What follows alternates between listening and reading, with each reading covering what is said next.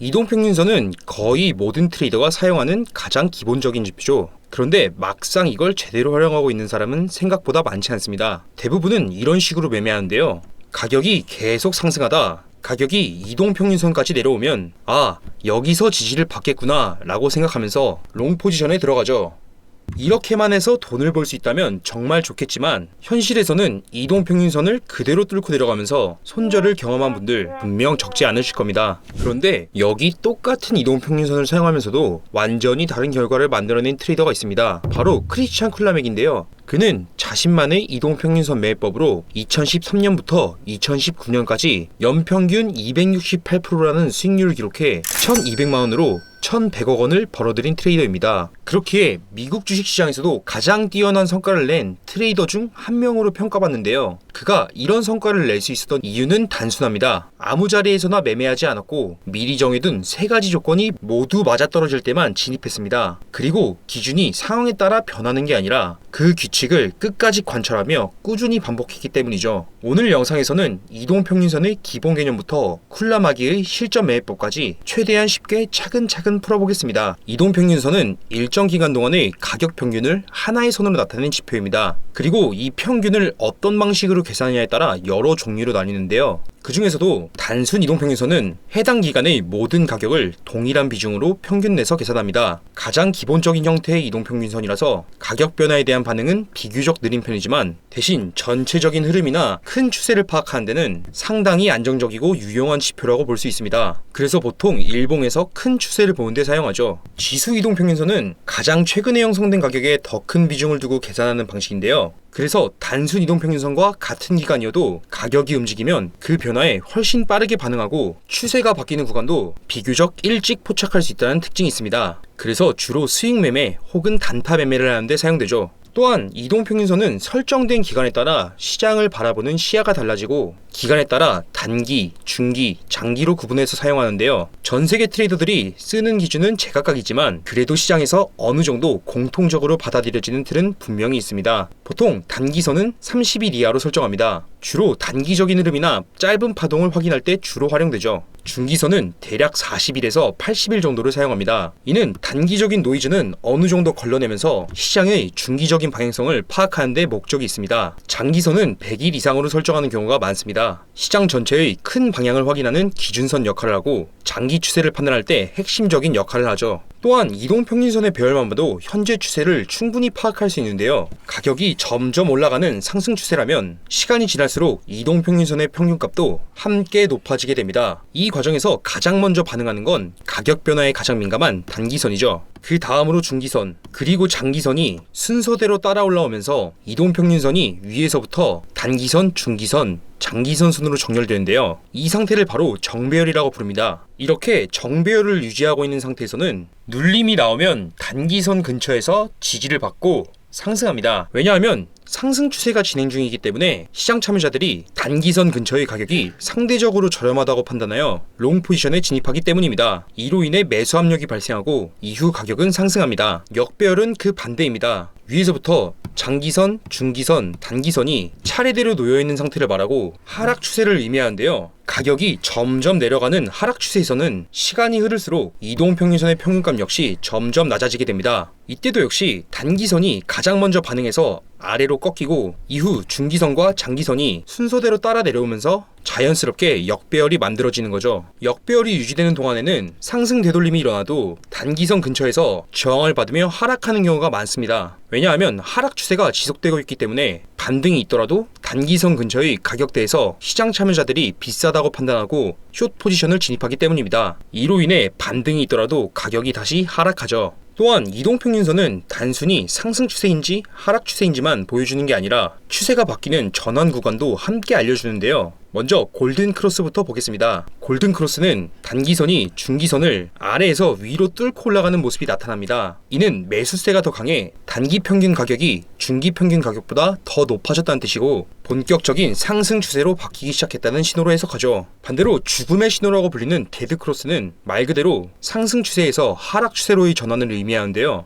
이때는 단기선이 중기선을 위에서 아래로 뚫고 내려가는 모습이 보입니다. 이는 매도세가 더 강해 단기 평균 가격이 중기 평균 가격보다 낮아졌다는 뜻이고 이후 하락 추세로 전환되죠. 그리고 이 골든 크로스와 데드 크로스는 단기선과 중기선에만 적용되는 게 아니고 단기선이 장기선을 돌파할 때 또는 중기선이 장기선을 돌파할 때도 동일한 개념으로 그대로 적용됩니다. 이제 본격적으로 쿨라마기의 매매법을 소개하겠습니다. 먼저 이동평균선 추가 방법부터 설명드리겠습니다. 트레이딩뷰 상단 지표 탭을 클릭하고 검색창에 지수 이동평균 또는 EMA를 입력하고 3번 클릭해서 3개의 이동평균선을 추가해줍니다. 추가한 이동평균선을 각각 더블 클릭해서 설정 탭으로 들어가셔서 각각 길이는 10일, 20일, 50일로 설정하고 각각 모습 탭에 들어가서 10일, 20일, 50일 이동평균선의 색상을 각각 빨간색, 주황색, 노란색으로 설정해 주는데요. 이 조합의 핵심은 단기선 2개와 중기선 1개로 가격의 단기적인 움직임과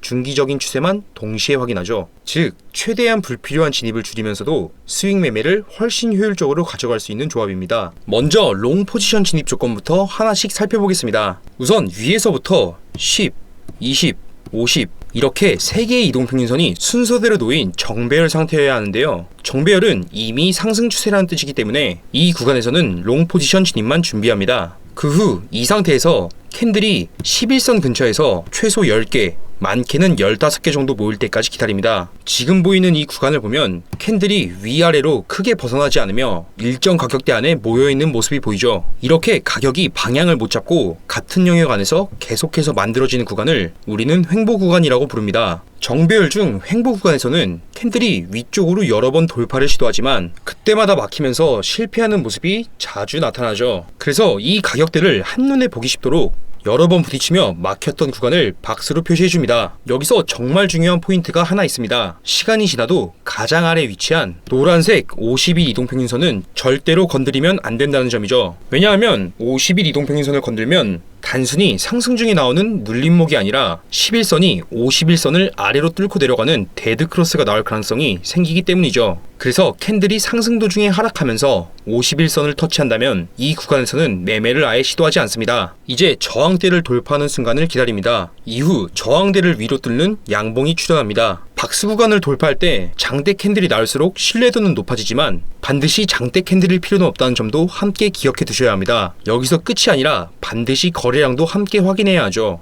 돌파가 나오는 시점에 거래량이 이전 횡보 구간보다 눈에 띄게 크게 증가했다면 이제 조건이 완성된 것입니다. 3가지 조건이 모두 갖춰졌기 때문에 저항대 하단을 손절 기준으로 잡고 롱 포지션에 진입합니다. 진입 이후 실제로 상승이 이어졌는데요. 가격이 위로 쭉쭉 상승을 이어가다가 캔들이 더 이상 올라가지 못하고 힘이 빠지는데요. 이때 10일 이동평균선을 기준으로 캔들 2개 이상이 종가로 이탈하면 우선 절반 익절을 진행합니다. 그리고 그 이후에 만약 상승을 이어가지 못하고 종가 기준으로 캔들이 21선 아래에 2개 이상 이탈한다면 이때는 전량 익절하면 됩니다. 일반적인 매매법에서는 손익비를 1대2 정도로 미리 정해두는 경우가 많죠. 하지만 쿨라마기 매매법은 조금 다릅니다. 손절선만 명확하게 정해두고 추세가 이어지는 만큼 끝까지 가져가는 방식이기 때문에 리스크는 줄이면서도 훨씬 좋은 손익비를 노릴 수 있는 전략이라고 볼 수 있죠. 반대로 이번에는 숏 포지션 진입 조건을 살펴보죠. 숏 포지션은 이동평균선이 위에서부터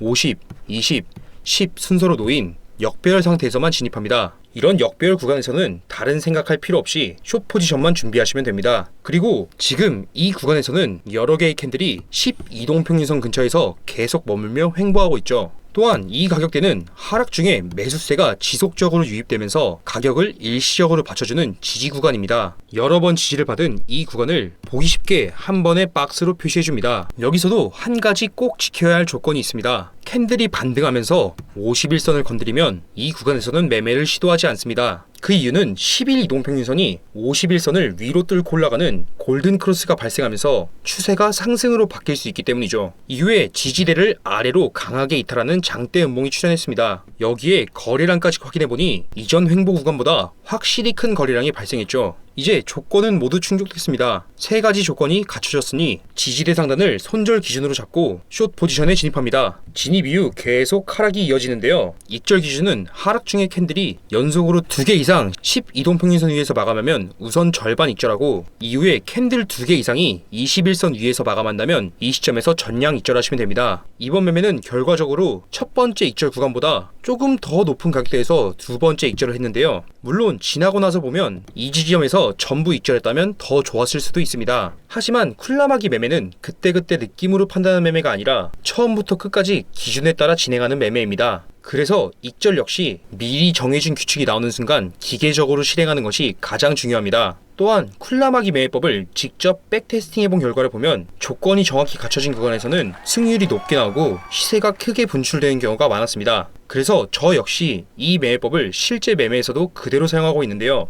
다만 초보자분들 입장에서는 횡보 구간의 범위를 판단하고 그 안에서 저항대와 지지대를 정확하게 그려내는 과정이 꽤 어렵게 느껴질 수 있다고 생각합니다. 그래서 이 부분을 좀 더 쉽게 만들기 위해 약 300주 이상의 코드를 적용해 횡보 구간을 알고리즘으로 판단하여 저항대와 지지대를 자동으로 박스로 표시하고 돌파가 발생하는 시점에 신호가 나오도록 마기 박스 지표를 따로 만들었습니다. 지표를 추가해서 방금 롱 포지션을 진입한 구간을 다시 살펴보겠습니다. 마기 박스 지표를 사용하면 초보자분들이 가장 헷갈려하는 저항대와 지지대를 따로 판단해서 그릴 필요가 없고, 상승 돌파가 발생하면 기존 저항 구간이 자동으로 초록색 박스권으로 표시되고 그 박스 하단을 기준으로 손절선을 기계적으로 잡으면 됩니다. 또한 캔들이 저항대를 돌파하는 순간 초록색 화살표가 함께 표시돼 매수 타이밍을 한눈에 명확하게 확인할 수 있죠. 아까 숏 포지션 진입 구간도 다시 한번 보면 지지대를 이탈하는 음봉이 나온 뒤 빨간색 화살표가 표시됩니다. 이때 손절은 박스 상단으로 잡고 그대로 숏 포지션에 진입하면 되죠. 이처럼 마기박스 지표를 사용하면 하나씩 조건을 확인하는 번거로운 과정 없이 매매 조건을 직관적으로 확인할 수 있다는 점이 가장 큰 장점입니다. 또한 쿨라마기 매매법은 10, 20, 50 이동평균선과 거래량 지표가 필요합니다. 하지만 트레이딩뷰 무료 버전은 차트의 최대 2개의 지표만 사용할 수 있죠. 오늘 공유해드리는 마기박스 지표는 하나의 코드 안에 3개의 이동평균선과 거래량이 모두 포함되어 있어 무료 사용자분들도 이 지표를 사용하시면 다른 보조 지표를 하나 더 추가해 매매를 진행할 수 있습니다. 또한 이 지표는 분봉, 시간봉, 일봉에서 모두 사용할 수 있고 주식, 코인, 해외 선물 시장에서도 동일하게 적용됩니다. 이제 마기박스 지표에 대해 조금 더 자세히 설명하며 사용해 보겠습니다. 우선 마기박스 지표 설정창을 살펴보겠습니다. 지표를 더블 클릭해서 설정창으로 들어갑니다. 보시는 것처럼 지표의 모든 기능은 그룹별로 깔끔하게 나뉘어져 있고 필요에 따라 값을 조절하거나 켜고 끌 수 있도록 구성되어 있는데요. 먼저 거래량 그룹부터 보겠습니다. 여기서 경험적으로 강한 거래량 기준, 이 수치를 조절해서 거래량 색상 표시의 민감도를 조절할 수 있습니다. 값을 낮추면 가장 큰 거래량이 나온 구간이 아니더라도 지금 표시된 구간처럼 평균보다 조금만 높은 거래량에서도 색상 표시가 나오게 됩니다. 다음은 박스권 그룹입니다. 여기서 박스권 범위를 조절하면 박스권을 넓게 볼지 아니면 조금 더 타이트하게 볼지 결정할 수 있습니다. 또한 이 박스권 표시는 이동평균선의 배열을 기준으로 만들어지는 구조가 아닙니다. 가격이 횡보하다가 저항대나 지지대를 실제로 뚫는 구간을 기준으로 박스가 표시되도록 설정되어 있죠. 이렇게 설계한 이유는 이동평균선은 캔들이 만들어지고 난 뒤 만들어지는 후행성 지표이기 때문에 박스 생성 조건에 포함시켜버리면 신호가 자연스럽게 늦어지고 가장 좋은 돌파 타이밍을 통째로 놓칠 수 있기 때문이죠. 이동평균선은 총 4개까지 설정할 수 있고 각각 온오프 방식으로 개별 제어가 가능합니다. 쿨라마기 매매법에 필요한 10일, 20일, 51선은 기본으로 설정되어 있고 네 번째 이동평균선은 200일 장기 이동평균으로 구성되어 있습니다. 사실 쿨라마기 매매법 자체는 3개의 이동평균선만으로도 조건을 충분히 충족합니다. 다만 제가 실제로 매매해서 보니 여기에 200일 장기 이동평균선까지 함께 보면 장기 추세까지 동시에 확인할 수 있기 때문에 훨씬 더 신뢰도 높은 조건으로 해석할 수 있어 매매에 도움이 되었습니다. 그리고 이동평균선의 길이는 원하시는 값으로 자유롭게 변경할 수 있습니다. 우선 마기박스 지표에서 저항대를 알려주는 박스 표시와 함께 해당 구간을 위로 뚫고 올라가는 캔들이 출현했습니다. 또한 거래량도 이전 횡보 구간보다 더 크게 나오면서 롱 포지션 진입 조건이 충족됐죠. 이제 박스 하단을 손절선으로 잡고 롱 포지션에 진입하겠습니다. 다만 이 구간에서는 가격이 빠르게 내려오면서 결과적으로는 손절이 발생했는데요. 조금 더 기다려보니 마기박스 지표에서 한 번 더 지지대 박스 표시와 함께 진입 신호가 새롭게 발생했습니다. 또한 이번에도 거래량이 함께 실렸기 때문에 동일하게 박스 하단의 손절선을 잡고 롱 포지션에 진입하겠습니다. 이번에는 이전과는 다르게 진입 이후 가격은 하락 없이 계속 상승을 이어갔고 꽤 많이 올라갔는데요. 이후 상승이 마무리되는 과정에서 캔들이 11선 아래에서 마감됐죠. 이 시점에서 절반 익절하겠습니다. 또한 이후 약간의 상승을 더했지만 안타깝게도 연속으로 두 개의 캔들이 21선 아래로 내려왔기 때문에 이 지점에서 나머지 절반을 익절해 마무리하겠습니다. 이 두 번의 익절을 손익비로 비교해보면 첫 번째 익절은 약 6.8 정도 되고 두 번째 익절은 손익비 7.4 수준으로 매매를 마무리했습니다. 즉, 첫 번째 신호가 나올 때 손절이 한 번 발생했지만 이후 이어진 한 번의 추세에서 그 손실을 충분히 많이 하고도 남는 구조가 만들어진 겁니다. 이렇게 마기박스 지표를 사용하면 중간에 손절이 몇 번 나오더라도 조건이 다시 맞으면 망설이지 않고 다시 진입하고 그 결과 한 번의 큰 추세를 먹으면서 결국 계좌 잔고가 늘어나는 구조를 만들 수 있습니다. 이번에는 200일 이동평균선까지 키고 매매를 진행해 보겠습니다. 현재 차트를 보면 위에서부터 50, 20, 10 이동평균선이 순서대로 배치된 역배열 상태이고 여기에 200일 이동평균선까지 함께 하향을 이어가고 있습니다. 단기부터 장기까지 하락 추세에 대한 신뢰도는 상당히 높은 상태라고 볼 수 있죠. 다만 아직은 마기박스 지표에서 진입 신호가 나오지 않았기 때문에 우선은 기다려보겠습니다. 조금 더 기다려보니 지지대를 아래로 돌파하는 캔들과 진입 신호가 함께 발생했습니다. 또한 거래량도 이전 횡보 구간보다 확실히 높게 나오면서 노란색으로 표시됐기 때문에 이 지점에서 고민 없이 숏 포지션에 진입하겠습니다. 손절선은 따로 고민할 필요 없이 마기박스 지표에서 표시해주는 박스권 상단 부근으로 설정합니다. 진입 이후에는 가격이 12평선 근처에서 저항을 맞으며 하락을 이어가다 어느 시점에 캔들이 12평선 위에서 마감하는데요. 만약 이때 연속으로 두 개의 캔들이 12평선 위에서 마감한다면 우선 절반 익절을 진행합니다. 그리고 그 이후에 연속으로 두 개의 캔들이 22평선 위에서 마감한다면 이 구간에서 나머지 절반을 익절하면 됩니다. 이번에는 설정 탭으로 들어가서 박스권 범위를 조금 더 넓혀보죠. 지표를 더블 클릭한 뒤 박스권 범위 값을 100으로 늘려줍니다. 이렇게 설정해두면 기존보다 훨씬 넓은 범위에서 저항대와 지지대 구간을 한눈에 파악할 수 있죠. 그렇기에 신호는 조금 덜 나와도 돌파 시의 신뢰도가 더욱 높아지는데요. 지금은 위에서부터 10, 20, 50 이동평균선이 위치해 있는 정배열 상태입니다. 한번 고점을 만들고 조정이 온 뒤에 횡보가 이어지고 있는데요. 지표에서는 저항대를 표시해주는 박스 표시가 나오지 않아서 우선은 기다려보겠습니다. 잠시 후 상승 돌파 캔들이 나오면서 진입 신호가 나왔습니다. 거래량도 이전 횡보 구간보다 확실히 증가해서 노란색으로 떴네요. 또한